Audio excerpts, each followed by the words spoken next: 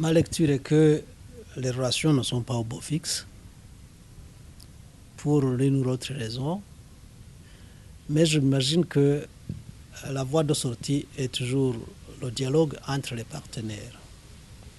Parce qu'on ne peut pas vivre isolé comme dans un îlot.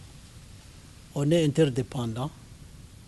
L'Union européenne a besoin du Burundi comme le Burundi a besoin de l'Union européenne. Et ça, c'est une logique qui s'applique à tous les pays, à tous les États du monde. Il y a une certaine interdépendance. Et de plus, le Burundi est membre de beaucoup d'organisations sous-régionales, régionales et internationales. À tel enseigne qu'il faut plutôt chercher à redynamiser la diplomatie pour que l'on lève les différends et que, en plus de cela, on puisse effectivement redémarrer la coopération dont les Burundais, en tout cas, on a besoin. Pour ce qui est des soldats burundais qui sont dans les contingents de la MISOM ou du MINUSCA, je pense que ce qui importe, c'est que le Burundi discute avec ses partenaires. De toute façon, c'est un clin d'œil de la part de l'Union européenne. C'est maintenant au gouvernement burundais d'analyser la situation et de voir s'il y a quelques erreurs qu'il faut corriger, de son côté, les corriger.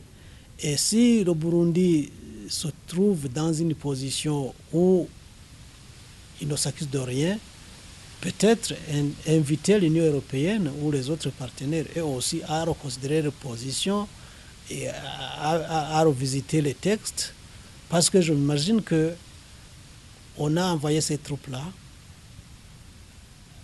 après avoir eu des conventions quelconques. Que disent ces conventions? Que disent ces traités?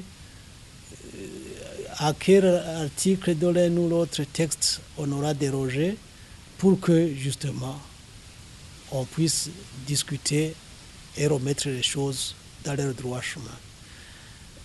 Je reste convaincu qu'après tout, on a intérêt à résoudre nos différends pour qu'on puisse vivre en toute quiétude.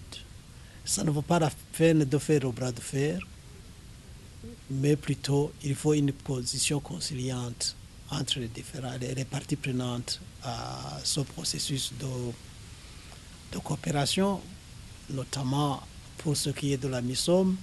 Si l'Union européenne propose ou veut que les militaires soient directement payés, que dit les conventions entre l'Union européenne, l'Union africaine et le Burundi? C'est ça, ce sont les textes qu'il faut revisiter. Et s'il y a des retouches à faire, les faire.